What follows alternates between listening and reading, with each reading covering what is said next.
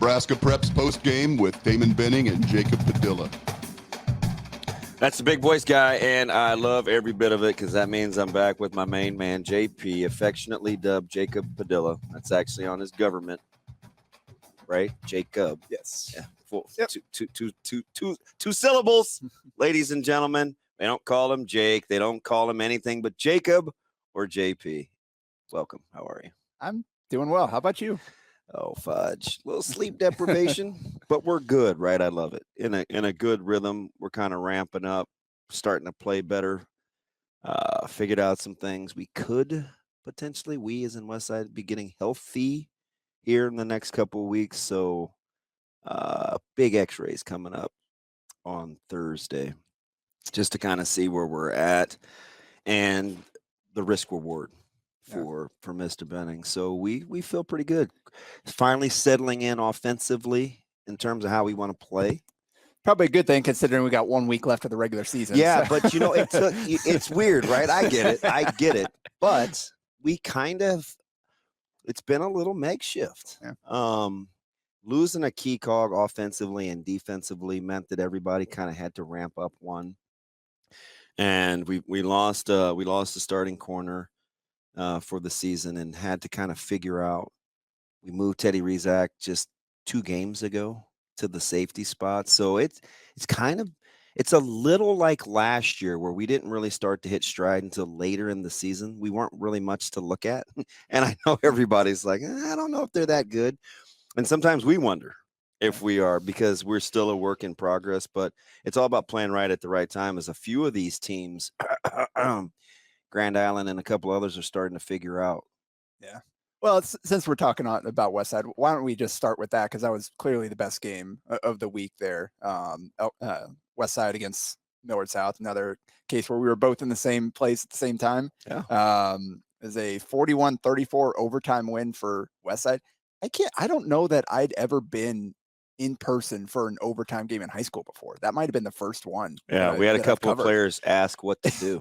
Well, and I was kind of chuckling, and I was like, "Are you guys serious?" Well, I was staying over by Bill Steckis, and we were like, "So what is it? They each get to go from the 10, or like how does this work?" Like we weren't even 100% sure on the rules.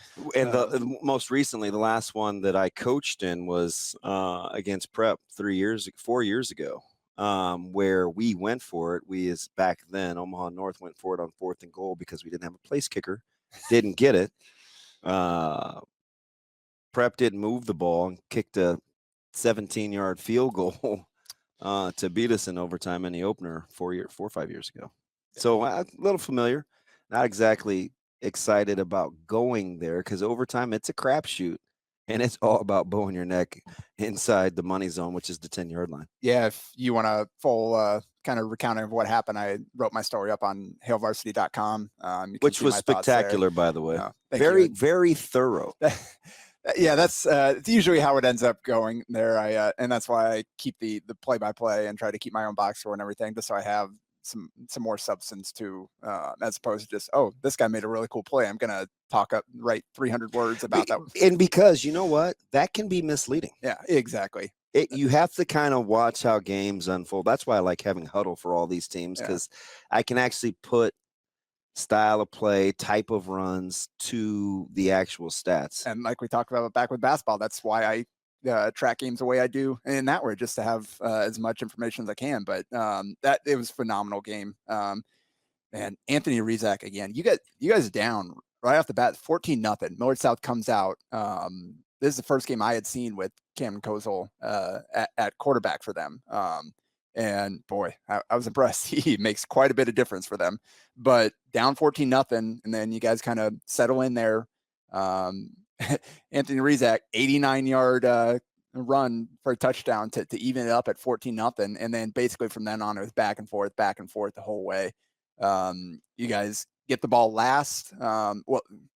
First you get the 4th down conversion to keep the drive alive. Huge catch by Trevor Spady, a very difficult catch. Oh yeah, and you got right before on 3rd down had dropped a little throw into the flat to get up some of that yardage. So it was like it wasn't a gimme down at any by any means, and you guys were struggling to run the ball with a handoff run game. So it was like got to go to the pass, and Spady delivered. And he had a few nice catches there, including the game winner. But so I keep that drive alive, march down, get in the Rizak again on a 27-yard scramble on a third down to get you guys inside the 10. Yeah. And then a couple near misses on throws into the end zone. Have to settle for a field goal to tie the game. And Millard South runs the ball once and then head to overtime. So were you surprised they weren't more aggressive, or did you understand? A little bit. Again, with a situation like that, I think maybe you take a shot, but if you're worried about just the chance of bad things happening being greater than the reward there, like I get it. But yeah, I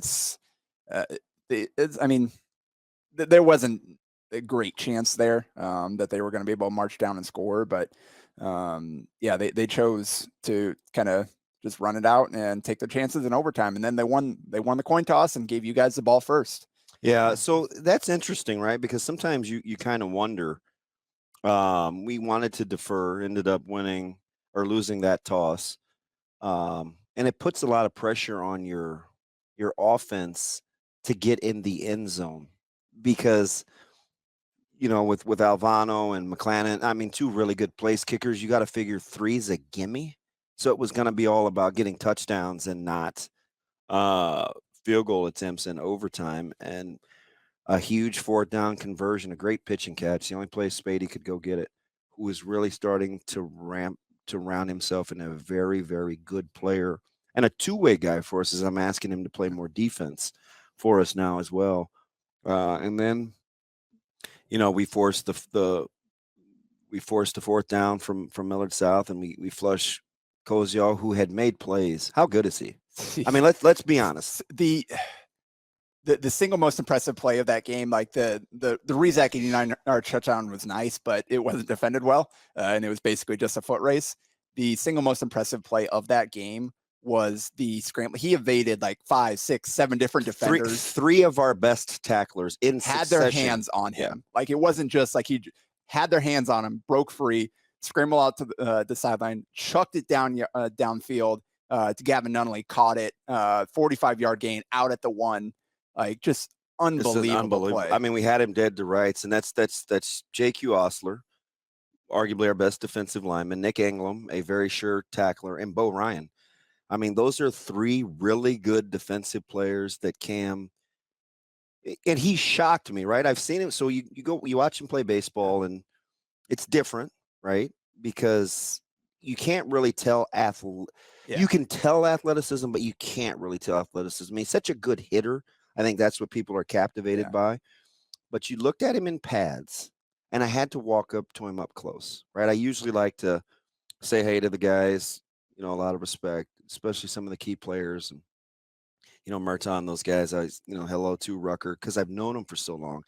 But looking at Kozio's build, I mean, he is a literal handful. The huge trunk, the great legs that generate all that torque, when he's at the plate, the great waist, he is not a tall guy. I was going to say, not a tall guy, but he's a pretty strong. Big guy, and he is extremely strong. Yeah. How about his accuracy? Yeah. I mean, some of those balls, say what you want about the wide receivers. They're fine. The ball placement. Oh, yeah. Put them where only the guys could go. Only those guys are going to make a play. And there was even 1 or 2 drops on great passes like that. Like, if the kid pulled it in, could have been huge plays. But so I had Kozel 15 for 27 for 231 yards and a touchdown, ran the ball 10 times for 51 yards and 3 scores. And had the 1 interception at the very end of the game. You guys force incompletion, or second down, roll out to the right. You flush them from the pocket, throw, not there.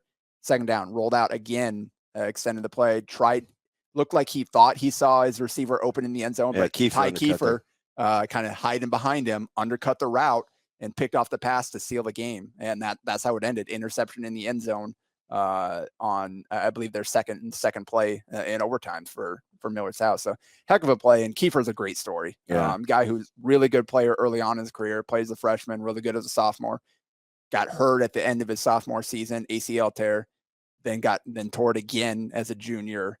So he basically missed a year and a half straight. And then to come back this year, he's having a great year for you guys. And especially it's really important for him to play well, considering you lost your other starting safety. Yeah. And he has had to be huge. A lot of pressure on TK. We like to call him Chief Keef because he is a chief back there. But just a gutty win. And I think, typically for our guys, we're such slow starters.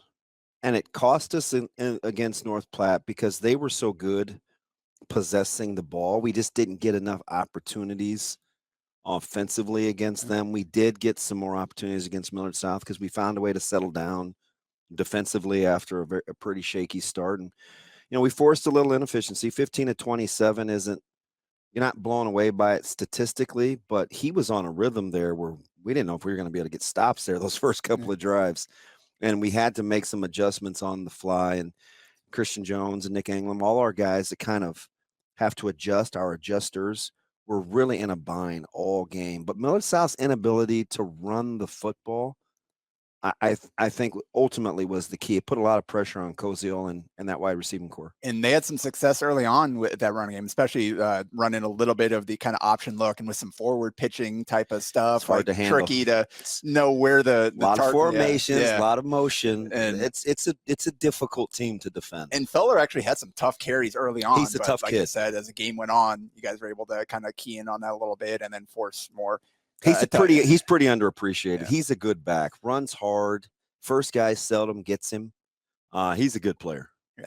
Tell you who's going to be a good player. Marion Jackson. He had a really nice touchdown catch in the end zone. The freshman there. And we had limited his opportunities, but when they went to him, he made plays on a couple of 50-50 balls. Yeah. So they got some good young guys to kind of carry on after the senior class moves on. But be interesting to see what happens without Koziel concept-wise with that offense, because some of his improvisation is so good. Yeah. Like his feel, he makes them different. 100%, like completely different team than what I had seen previously. And I mean, heck, with Brock Murtaugh at quarterback, they gave Elkhorn South, like that was a competitive game. Like he did all that he could in that game, but it's just a little different when you've got a guy that can throw as accurately as Koziel can, while also being able to Brock's got fantastic size, doesn't he? And I'm a big fan. They're a different team when you can put him outside and throw him a couple of those jump balls down the field, as opposed to him having to go make the play himself. It just makes him much more dynamic. Especially, it's big having him back at receiver and somewhat healthy now, considering they lost Austin Trotter, who was their big play threat. Who has how good is Lacuna? Big boy inside. He plays hard. Ooh, and here's the thing, he's mean-spirited. Yeah. So when he plays, it's not just, he's not handing out bouquets, right? He's trying to punish you. You guys had nowhere to run up the middle. I mean, but between John Mesros and Kurt Kubrick, you had 11 carries for 30 yards. You guys weren't even trying anymore. Like, he's like, all right, Anthony, you guys got to take the lead here. And he, I don't think Ross even carried the ball in the second half, had the one fumble, but Rizak 19 for 26 for 299 yards and 2 scores, 26 carries for 182 yards and 3 touchdowns by my count. Very unofficial stats, but I haven't seen what your guys' box score was. But I mean, close enough, like close to a 300, 200 game, like flirting with it. And he's had multiple, like 3 or 4 games now where he's over 120 passing, 120 rushing. It's become a very difficult offense to defend because our offensive line has got good size. They're really starting to come around, but the RPO kind of dual threat run game has been really, really tough to defend. And Spady coming into his own, Jalen Lloyd has been fantastic. Man, talk about, obviously transfers a lot of time, people, especially at the high school level, get demonized and all that. But you look at 2 guys that made moves that were good for them and that are paying off with, obviously Jalen Lloyd, that we're talking about, 8 catches for 127 yards and a touchdown by my count in that game. And then Isaiah McMorris, who's leading the state in receiving. 2 guys that made decisions for them to better their futures. And now Jalen, obviously, getting a chance phenomenal to tracks star. he's definitely got some interest on the football. He's gonna have a choice to make, and I don't think that would have been the case if he continued to play at Central. Understood, and so again, like some really great catches down the field, just kind of one-on-one, go beat your man, throw it up there, and he went and got the ball down the field. He's so unassuming too. He's just a fantastic kid, pretty easy to cheer for. Yeah, and he talked about having to move Anthony Rizak around after Caleb got hurt, moved him to safety, take that spot. Teddy, yes. Yeah. I don't know why I wrote Anthony down here twice. Teddy, he's having to play a little bit more offense now too, without Caleb in that spot as well. And he also went over 100 yards receiving, had some really great plays in that game. 106 yards on 4 catches by my count. His best attribute by far is his competitiveness. He's already a really good athlete who's still growing. Had some schools that night in attendance watching him, Iowa in particular, Wyoming, still growing. He's bounced around. He was a corner, then he's an outside linebacker. Now he's a safety, still managing to play some wide receiver in a very complicated offense. Lot of upside for Teddy. Yeah. So Westside moves on 7-1, got 1 game left coming up against Lincoln Northeast on Friday. So looking strong season again. And Millard South, that was the first loss with Kozel at quarterback, just 4-4. But I think not a team that would be fun to prepare for. Exactly. I think they've shown that, hey, they can play with anybody with the guys that they got now. So they moved up 2 spots, and Sauter's coach was pulled to number 8. So what? That's 10. Is that 10 points or 9 points combined loss between Elkhorn South and Westside? Something like that. I forgot what the score was against. I think 31-28 or something like that. I better probably double check that, because if in fact that is accurate, that would be, that lets you all, that pretty much lets you know all you need to know in watching Millard South play, that those games have been really, really good. 31-28. Yep. Good call. Yeah, that's 9 points. Or 7. Yeah, 10. 10 total. 7, yeah. And so that's 2 one-score losses to 2 of the 3 best teams in the state. Yeah. Oh, so and again, they didn't have Kozel in that Elkhorn South game. So I think not that Murtaugh is Sydney slouch, because the more he has the ball in his hands, the more of a headache he becomes. But yeah, so again, Millard South is a team that you're going to have to keep an eye out for as we head in the postseason here. Back to the top, Gretna, 71-17 against Omaha South. I think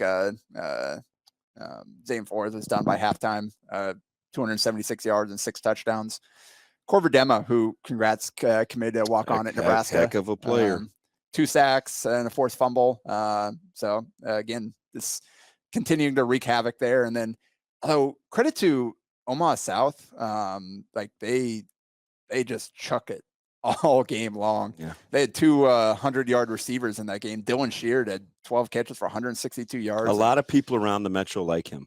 And Eric Thomas, 11 catches, 127 yards and a touchdown. He went over 1,000 yards on the season. It's pretty impressive. 14 catches. He also, even more impressive, he is 4 for 4 passing for 221 yards and 2 touchdowns. So I guess it seems like they've got some pretty good schemes over there at Omaha South. They just don't quite have the full team to compete just yet, but impressive to move the ball like that against a good Gretna defense, even if they didn't have their starters playing there that long. Another blowout, Elkhorn South at number 2, 55-14. They were up 49-7 at halftime. Carson Ronner didn't even play quarterback. They had their backup playing. I think Ronner ran the ball 1 time, but don't know what the story was there. But Cole Ballard, 10 carries for 215 yards and 2 touchdowns, or not more than 2, but he had 7 total touchdowns. 1 catch for 72 yards and a touchdown, and 2 punt returns for 51 yards and a touchdown.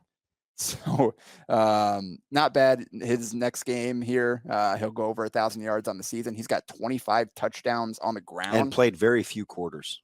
Yes, 25 touchdowns. He on the doesn't ground, see a lot of second halves. 4 receiving and 2 punt return. Yeah. So 31 total touchdowns, and again, playing half the game a lot of these times. I got to go back to something for Gretna that I think, a lot of people say what they aren't. I'll tell you what they are. That's a winning program. And this is 2 scary things. And I get it, 71-17, 14.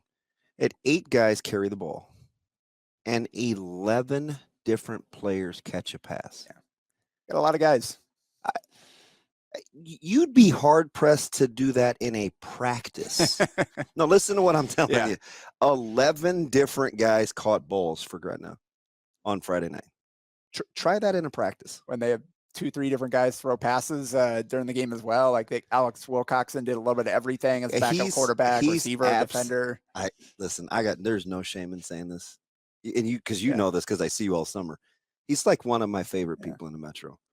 He's an easy kid to cheer for, and he competes, man. He is fearless out there competing. Like he just embodies their culture. Logan Sikora, these guys, they play hard.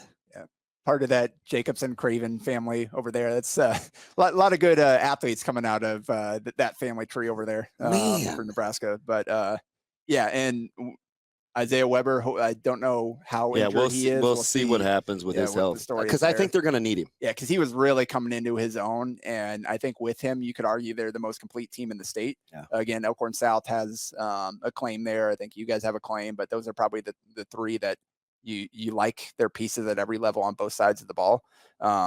If they don't have that makes them a little bit more one-dimensional. It's pretty good to mention when Zane Forrest is a quarterback, but you still would like to try to keep teams a little bit honest. But we'll see how that plays out once we head in the postseason. And big game up like Elkhorn South closing out with Omaha North. We'll touch on them next because that was the big upset this week. Grand Island 31 really shook up the playoff standings, didn't it? Omaha North 21. Yeah, it's looking at this matchup, I'll see in the collision course between Elkhorn South and Omaha North, last game of the regular season. Chance to see both teams. How good are you really? And here comes Grand Island playing spoiler the week before. And also, I think on top of being a great win for Grand Island, what does this say about Elkhorn South, who just demolished Grand Island out of their place the previous week? So full disclosure, right? If you listened to us last week, we wondered how Grand Island would hold up playing back-to-back physical run teams, and all they did was turn North over 5 times via the interception route and found a way to play from ahead in that game. Yeah, so that was 17-7 first quarter, and then they basically just traded scores the rest of the way. Grand Island held serve. Monster game for Jace Chrisman. 28 carries for 184 yards and 3 touchdowns, 8 tackles, including 3 for loss and 2 sacks. So if Omaha North couldn't slow him down, well, here comes Cole Ballard. So they're going to have to figure something out defensively because that's going to be as good as Chrisman was. Like we just talked about, Ballard's one of the best in the state. Tayshawn Porter, kind of 20 carries, 120 yards and a touchdown. Also caught a pass for a touchdown. Did what he could and is up to over 1,200 yards on the season now, 20 touchdowns. Also has that receiving touchdown, and he also has a 45-yard passing touchdown. So it's just phenomenal season for him. But and don't blink, fall behind. Their 2 losses, Omaha Westside 47-13 and Elkhorn South 42-3. Now those scores are lopsided, but in between you've got wins over Kearney and North to kind of provide you with a little bit of confidence, and you've got to win over North Platte too if you're Grand Island, who is a team that not a lot of folks are chomping at the bit to play. And you mentioned 5 interceptions. Sebastian Serco, he's been really good for them since he's coming back, really balanced out of offense, been really efficient, accurate with his passes. But they definitely forced him into some mistakes. He's still a young starter, just a sophomore. 17 for 35 for 164 yards, 2 touchdowns, but those 5 interceptions, and they forced a fumble as well. So 6 turnovers from him. That's something he's going to have to learn from moving forward. He's still a very good player. But again, got to go through some adversity early on to make you better. Yeah. Not to make excuses, but it's food for thought, right? You wondered how it would shake out for North, given the schedule that they had been coming off of, how they had won games pretty convincingly. And it can get away from you with a young team about not staying in the moment. And then you get a team like Grand Island, as well coached as they are, who's going to play hard every time out. I wonder, just getting in behind the scenes with Coach Martin, getting his team to understand that there's a certain level of emotion that you have to play with every night in the Metro. Because as we've seen, it's been a very strange year for ups and downs. Yeah. With that win, Grand Island climbed all the way up to number 5 in the coaches poll, and they closed out with Omaha North. So I got a chance to close out the season 7-2 here, position themselves well for the postseason. And then again, I don't think 6 turnovers from the quarterback spot is something that you're probably going to see again from Omaha North, but they do have to find a way to shore up that run defense because Cole Ballard is going to run hard all night long against them. Yeah, I was a little surprised to see them get gashed the way that they did up front. And, you know, kind of rounding out the top 10 with Kearney and North Platte. Kearney coming off the big win against Lincoln Northeast, and had a chance to watch them on film quite a bit just because Northeast is our next opponent, and of course very familiar with North Platte and what they're capable of doing. Two teams from a preparation standpoint that kind of stress you with how they attack you, even though they do it different ways. Kearney spreads you out very good, putting your number 2, your flat defenders in binds, right? Very good route concepts, and we've seen what North Platte does in terms of that single wing and ground and pound. Yeah, so that was a 46 nothing win for Kearney against Lincoln Northeast, and North Platte actually had to come from behind. They were down 13-10 after 3 quarters and outscored Norfolk 14-0 in the 4th to win it. Ran the ball 50 times for 263 yards and 3 touchdowns. Seen that before. Brock Robley accounted for all 3 of those touchdowns and 165 of those yards. Didn't pass the ball, didn't need to, but it was a 24-13 win for North Platte. And again, kind of stepping up late. We did skip over Creighton Prep. It's the other one we mentioned, and they barely got out of that battle with Papio with the win. 24-20 was the final. Papio they're dangerous, aren't they? They're pesky, they're scrappy, they get good quarterback play. Papillion wouldn't be one of those fun teams either. Yeah, and they got out of there with the win against Lincoln Southwest. They've been feisty in some of these other games. And Caden Russell, go-ahead touchdown with 6 seconds left from the 1 to win that game for Prep. They got the ball back, I believe, with about 4 minutes to go, down 20-17. Charmar Brown, 26 carries, 172 yards and a touchdown, but had to leave the game with an injury. I think he tried to go back in, but was clearly not himself. Yeah, not himself. So that's something to monitor moving forward because he basically is that offense at this point. But they continue to kind of rotate different quarterbacks in there and still haven't gotten consistent play there. But Pierce Johnson punt return touchdown really was a difference in this game. And that's the thing, like Prep just, it's so hard for them to score the ball. They've got to find, whether it's an 80-yard breakaway by Marty Brown or a special teams touchdown, defense, whatever it is, they've got to find kind of different ways to score the ball at this point, which, lost one of their linemen, Rocco Marcelino.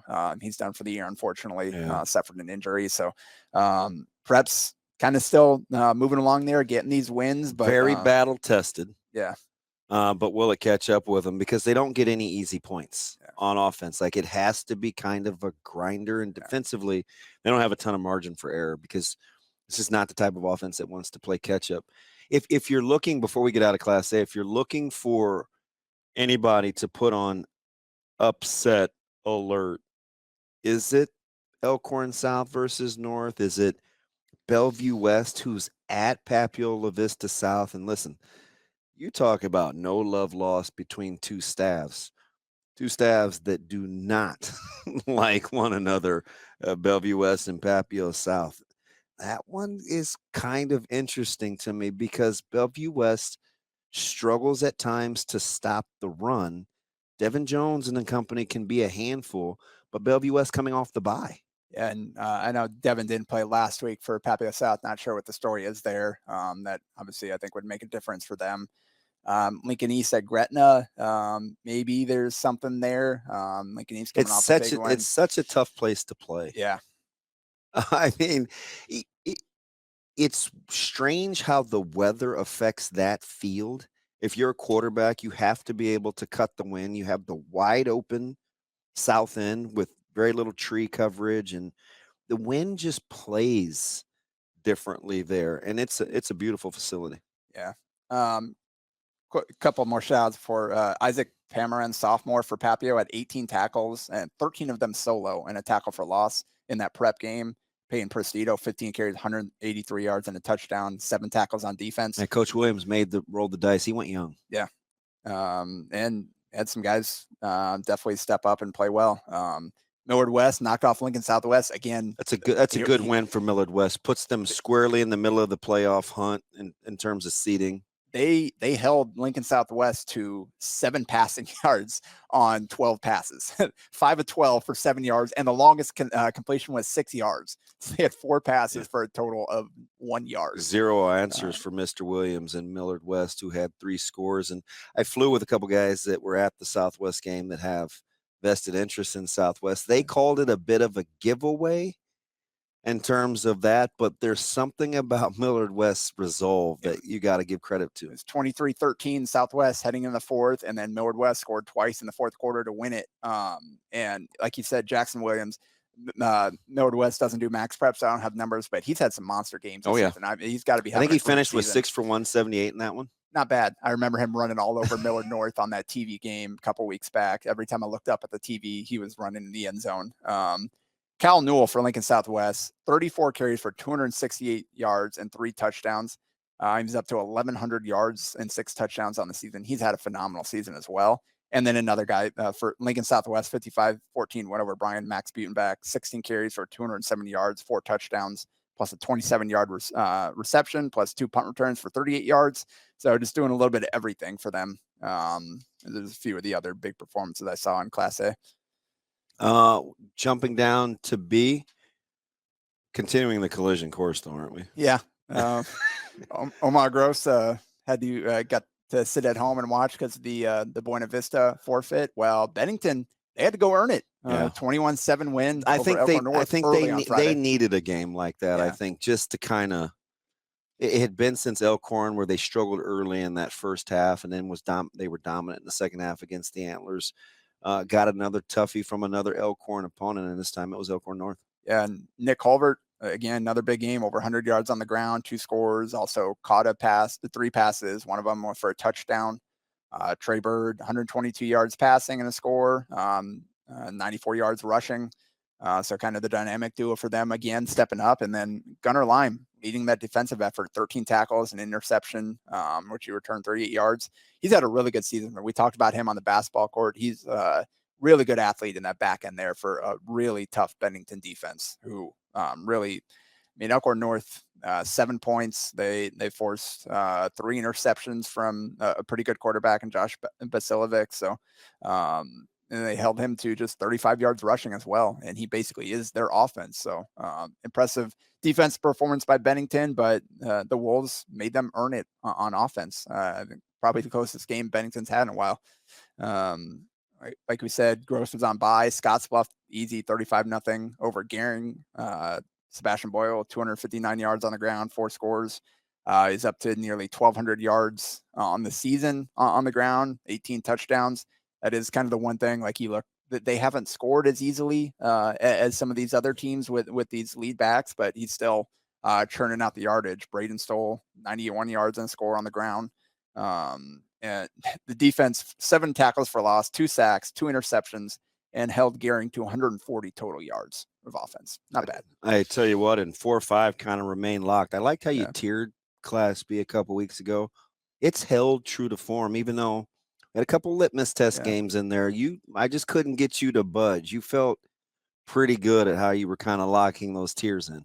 Yep. Elkhorn, 47-3 over Elkhorn Mount Michael.